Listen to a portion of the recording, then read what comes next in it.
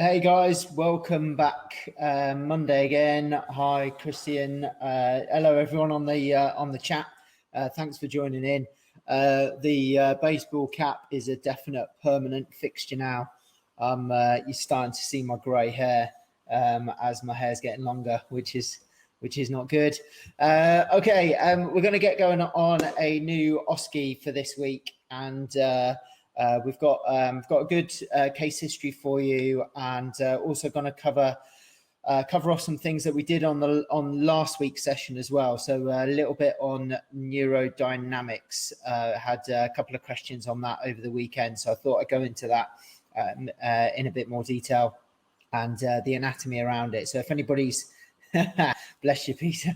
If anybody's got any questions about anything, then we can have a look at those things as we go through.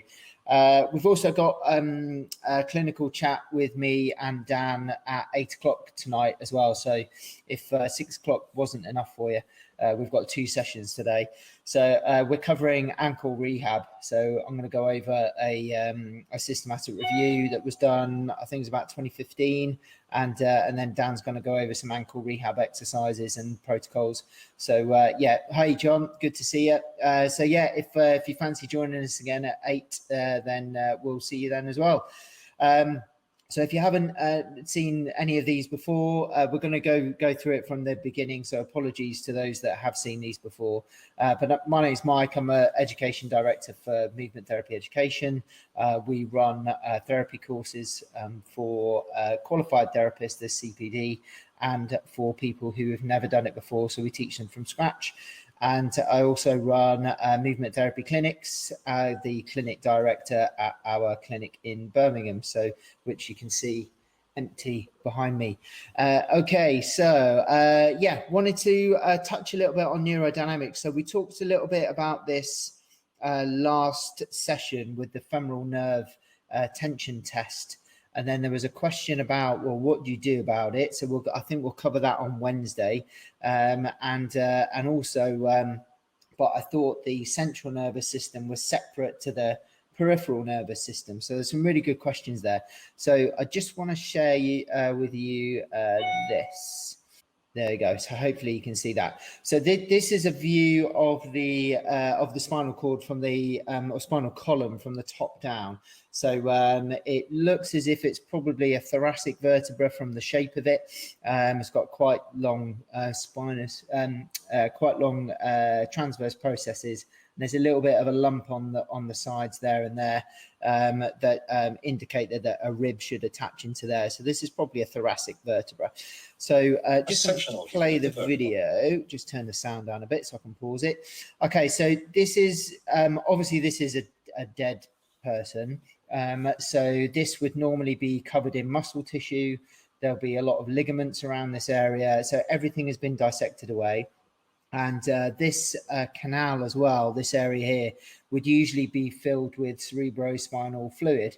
So it's the fluid that is continuous all the way down to the bottom of the spinal cord, where the level of around about L1, L2, which is the conus, it's called, and then all the way up and then surrounds the brain. Okay, so it's a completely sealed unit.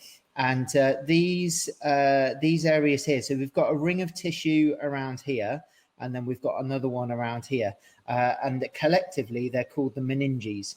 And you might have heard of meningitis, probably have. And meningitis is a inflammation of the meninges, and these are the things that get inflamed. And because if you get an infection in there, it will just spread throughout the whole spinal cord. So that's why it's so dangerous. Okay, just play it a little bit more. So we've got the spinal cord in the middle there. And then off of the side here, these are your sensory neurons and the motor neurons. Just move those out of the way so we can see the projection of those there. And those will join together to form the nerve root coming out of the side of the spine. So that bit there, you can see these layers of tissue. So these are the meningeal layers, the meninges. and then we've got another one around here. Okay, so you've got the dura mater, pia mater, and they all come together and wrap around all of the nerves that come out of the spinal cord as well. I'll just go forward just a little bit. Yeah, so we've got the epidural space. So you might have heard of someone having an epidural before, and that's the area where they'll aim for when they're having an epidural. I'll just move this forward a little bit. Bear with me a second. Okay, so we're going to have a look down the back now. Apologies if you're just about to have your dinner. So we're going to have a look around the back, and you'll see where the spinal cord stops being the spinal cord. But hopefully this will show you how everything's all connected. Okay, so there's the wrapping around your spinal cord. So that's your dural sac. And you can see, if I just rewind that there, you can see how it's continuous with these projections coming out here. And these are the things that form the peripheral nerve roots. So that big hole at the top there, that's your foramen magnum, which is where the brainstem comes through.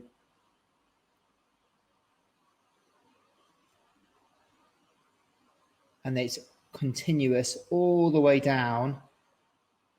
And this is your cauda equina, because cauda equina means horse's tail. Okay, so that's where that name comes from. And this is really cool from an anatomy weirdo point of view. Okay, so they've cut this away, and then you peel the layers back and you can see the spinal cord in between. I'm just going to move it forward just a tad. So that's Ackland. There we go. Okay, just move these back. Okay, so these are the nerve roots. So we talk about these quite a lot on when we're doing. Yeah, sorry about that, guys.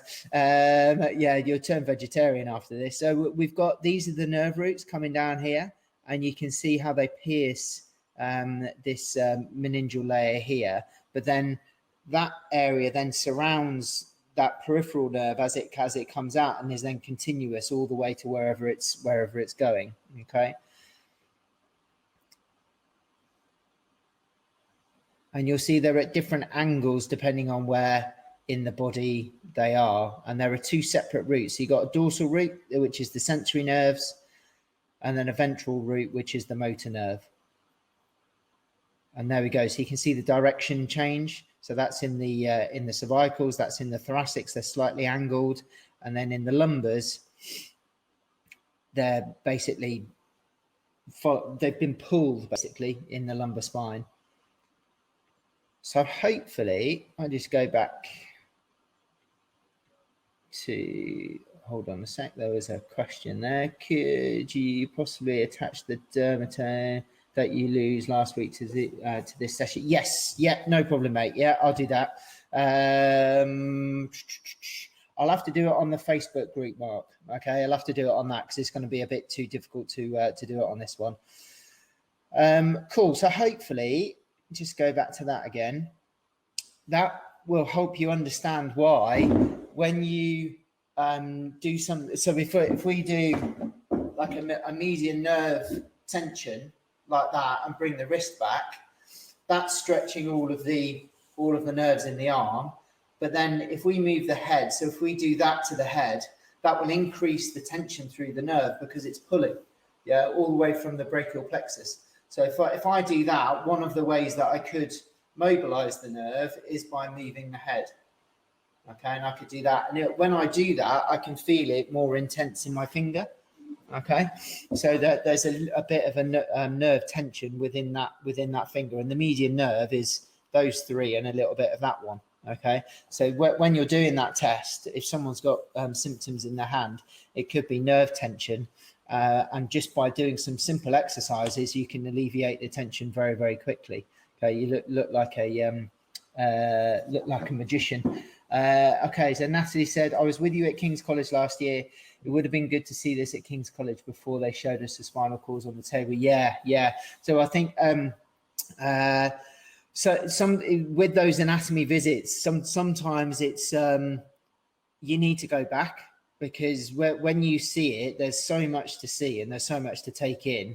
You don't realize what you're missing, and you don't know the questions to ask. But then the second time you go, you're like, right, cool, I want to see this, I want to see that, I want to see where this goes, and you've got a much better idea of where you what you want to see and what you want to do. Okay, cool. So hopefully that helps. And the reason why, if you move your head, then it will have, because the nerve tension test we did was for the femoral nerve.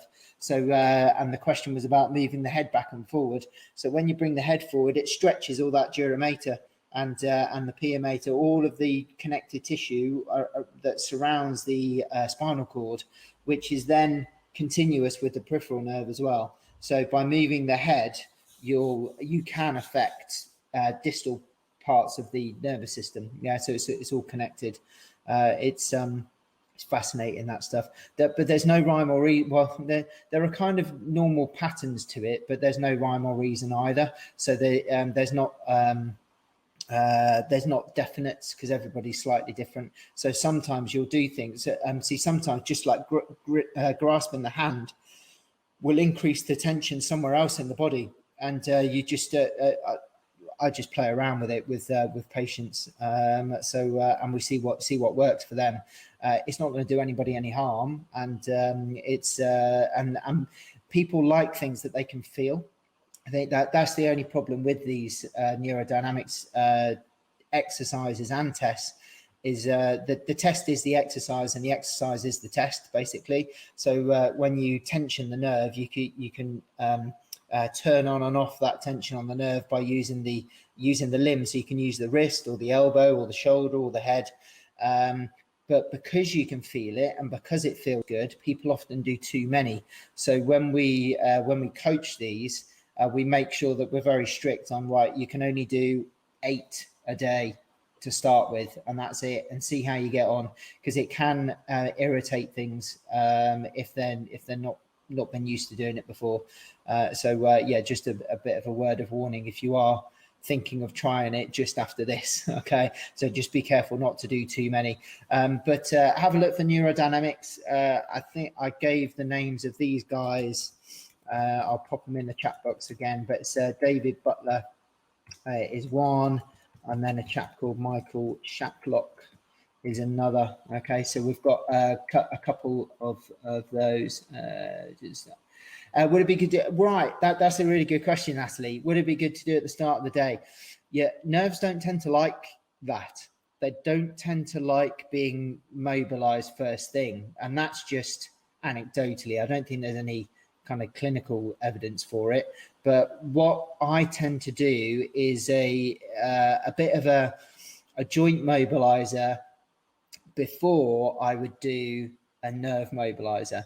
And also if they've got any, so say it's a sciatic nerve tension, and I think it's a problem with the muscles in the hip, I'd mobilize the hip joint, do a muscle energy technique for the hip rotators to reduce the tone in the muscles, then I would do the nerve mob. So if you tend to do the nerve mob first and the muscles are in spasm, it can aggravate the nerve. Okay, so that's just something to be aware of. It's just from practice. Again, I don't think there's any book that would tell you that. Cool. So hopefully that helped and was useful from last week.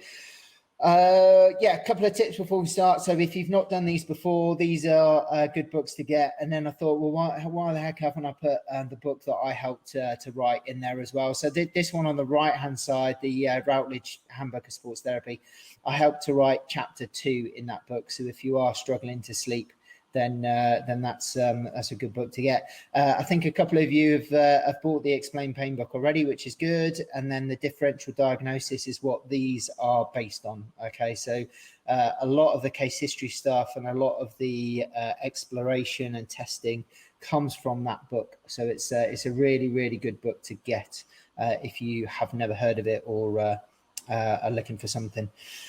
So we're going to go through the first appointment. And it's the first couple of sections on the SOAP, so the subjective and objective session. We're going to focus mainly on the subjective for this bit, okay? And then we'll gradually build the OAP bits into the plan as we go through the week. So we've got objective assessments on Wednesday and a bit of assessment as well, and then working out a plan on Friday. So that is the plan. There are no recipes, no right answers. You can think what you like as long as you justify what you've put down. That's the only stipulation. So plan today is an introduction to the case. So we've got a lower back scenario, probably very common with the people that you would usually see in clinic. So we're going to go through their history and then sifting through the Sieve. So if you've not heard that before, I've shared a file with you there which you can download, which is called Sieve. So you can download that and then use it for yourself whilst we're doing these sessions. Just to go over some flags. So when I first started learning about red flags and stuff like that, there were only red and yellow flags, and that was it. I didn't realize that there were orange and blue and black flags. I don't know whether these have been made up, but this is from Physiopedia flag system. And basically what I would do with these is the red flags are the serious pathology. Okay, so those are the things that we've got to watch out for all the time. Okay, so we've got to be on red alert for those. And then for me, the rest of them, the orange, yellow, blue and black are all yellow flags for me. Okay, so psychiatric symptoms, beliefs, emotional responses, perceptions, and contextual obstacles, things like, family insurance claims, that kind of thing. That for me is all yellow flag, but you can segregate it if you want. So red flags are our key thing. Yeah, we want to pick up key information from the case history to see if there's anything obvious in there.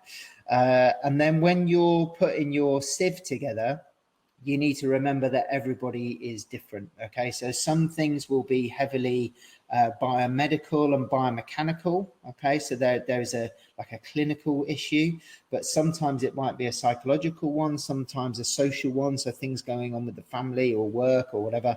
As you can see by the circles here, the one on the left there, the bio is really big for that person, but the one on the right is really small. So if you only have one approach to your patients, which is maybe a biomechanical approach, you will miss some of the psychological and social elements of their pain. Yeah, so you have to see the person as a whole in context, rather than saying, oh yeah, you've got one leg longer than the other, that's why your back hurts. There are loads of reasons why your back may hurt. Okay, and you have to take the whole person into consideration. So this is the Sieve. This is what I've given you to be able to download. And if you want to have a go at filling this in, so where it's got the psychosocial area in here, that's where you put your yellow flag stuff. So things to do with their psychology, their home life, their habits, that kind of thing. And then in here, depending on the area that it is, you list all of the muscles and tendons, all of the bones that can be implicated, all of the ligaments that can be implicated, and you literally go through your anatomy and have a look at everything that it could possibly be. Okay, when you first start doing these, they take a while, but you get better as you go along. So anatomy for this region, bear with me a second to just get this up.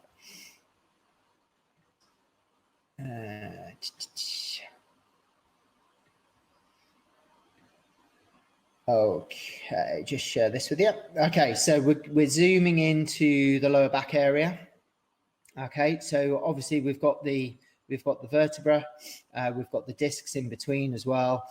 We've just seen as well the nerves that run through the center of the spinal cord.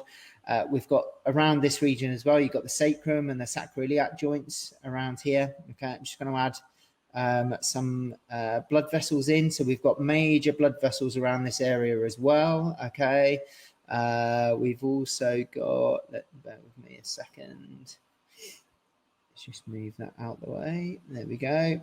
We've got some digestive organs around here as well. So we've got the small intestine, we've got the large intestine, you've got your liver, you've got your stomach, you've got your gallbladder. Okay, all of those things could possibly contribute to symptoms in the lower back. Okay, so just take some of those away. And then, of course, we've got the things that we all know and love. We've got the muscles. So you've got the small kind of stabilizing muscles, if you like, the transversal eye muscles, the iliacus. Just add on a few more layers. So we've got the psoas muscles, we've got QL. If I go around the back, you've got the erector group and the multifidus. Just add those in there. There we go. You've got the transverse abdominis, and then coming around the front again and adding another layer on, rectus abdominis. Okay, so we've got quite a few muscle layers that it could be, and those are the things, if you're a soft tissue therapist, those are the things you're really good at, really focus on. But we need to consider these things as well. Okay, so the blood supply to the area, and also, where's it gone? There it is. Also these, okay, so all the nerves that are around this area as well. So we've got a couple of plexus. We've got the lumbar plexus. If I just draw in some more nerves in there, here we go, just highlight that one. Okay, so we've got the femoral nerve, which arises from L2 to L4 around there, and then we've got this down here, which is the lumbosacral plexus. So that forms your sciatic nerve. Okay, so we've got a few visceral organs, we've got the muscles, we've got the nervous system, we've got the blood supply, amongst other things as well. So just to give you a bit of a heads up before you start thinking about this case. Okay, so here we go. So this is Gary. Gary is a 55-year-old man who is 5'8" and 14 stone. His weight has increased slowly by half a stone over the last year. He's worked as a heavy goods vehicle driver for 30 years and enjoys his work. He will freely admit to you that he is a heavy smoker and drinks whiskey most nights at the poker club. Gary's divorced and has no children. Okay, so again, building that picture of who Gary is and what he's like and what his lifestyle is like. So his complaint is pain in his lumbar spine, thighs, and pelvis. The right side is much worse than the left. Cramping sensations in the legs, leg muscles have been a problem for 2 years. Okay, so he's had that for a while. He's also reported a 10-year history of stiffness in his lumbar spine. Okay, so for the last 6 months, Gary suffered from pain and burning into both ankles, low tibia area. So that dermatome map will be useful for you. And he thinks they are itchy. So why might his legs be itchy? Okay, so 5 days ago, Gary had an incident when he was offloading some heavy goods from the lorry. He had to restrain a really heavy crate of goods that he was facing. He was slammed against the wall, hitting the right side of his pelvis and lower back. I know, there's loads of them, isn't there, Peter? The symptoms in the legs, pelvis and lumbar spine have been getting worse each day since the accident. Gary tells you that his lumbar spine has been really stiff in the mornings for the last 10 years. Okay, so is that a clue to what's going on? Gary usually works every hour he is allowed to, and sometimes more. He often stays in the bunk bed of his lorry on long journeys. He tells you he can make up noodles and canned soup for dinner in his lorry. So activity seems to make all of the leg and pelvic symptoms worse, so they exacerbate his symptoms. The worst thing is trying to get up the stairs, as this causes worsening pain into the anterior right thigh. Okay, so maybe some clues from a previous case study we've done before. So resting in general helps the symptoms in the legs and the pelvis. Gary does not trust doctors and only attends for the tests he needs to every few years in order to keep his heavy goods vehicle license. He suffered from urinary urgency for 10 years. Gary passes a large volume, but there is some stopping and starting midstream. Okay, so what is that a sign of? He's also taken some NSAIDs from a friend who said they would help, but he's not sure of the dose. So NSAIDs are non-steroidal anti-inflammatory drugs. Respiratory system has had a persistent cough for 6 months, which is especially bad when he exerts himself. This has got much worse over the last few days, and he feels rather breathless. He's been suffering from palpitations, anxiety, and panic attacks recently for the last couple of months. Both his parents are deceased, father from post-operative complications after some heart problem, of which Gary is not sure, and mother died from ovarian cancer.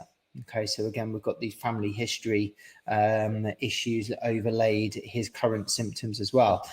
So since the accident, Gary has felt constipated. Okay, all other systems explored reveal nothing of significance.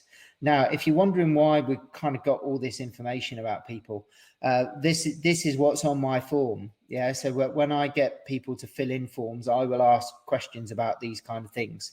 And when I very first started doing osteo, I had no idea why I was asking the questions. Yeah, so I was asking questions about urinary urgency, pain down both legs, and I was just asking the questions. I didn't really understand why I was asking them. So I think this process helps you realize why you've got to ask these questions, okay, and why they need to be included in your forms. So okay, yeah, no problem. Yeah, we can do that. Yeah, so what I'll do, I'll go through it on Wednesday as well. Okay, so I'll go through our case history form, and the way that we do it is we get them to answer these questions before they come in. Okay, so we've created an electronic form which has got all of these things on. So, and it's basically made up from that differential diagnosis book. So it covers all of these things, and then when they've got an appointment, their first appointment, they have to fill that in before they come in, because you might think, geez, that's a lot to go through when I've only got 45 minutes with someone. Well, we cover a lot of it beforehand. Yeah. Sometimes also I can ask a question in person to someone and they won't answer it because they'll be embarrassed. But if they've got a form to fill in beforehand, they're more likely to be truthful. Okay, and now I will still go through the questions with them, but I've got a much clearer idea about what that person is like even before they come in. Okay, so you can tick a lot of these boxes off before they even come into your clinic. Okay, so job for you. So you should now you have a list of things that could be causing the symptoms. Or you need to come up with that. What tests can you do to test these things? So have a think about what he could possibly have.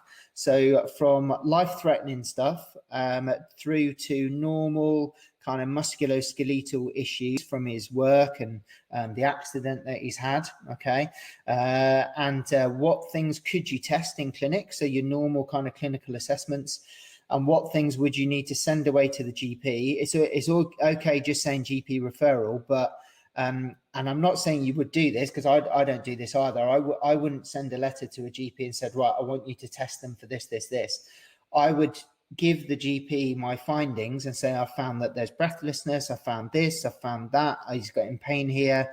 I would like your thoughts on further investigation. That's how I would phrase my letter. Okay, so but what I'd like you to do is think about what kind of test that they might have when they get to the GP.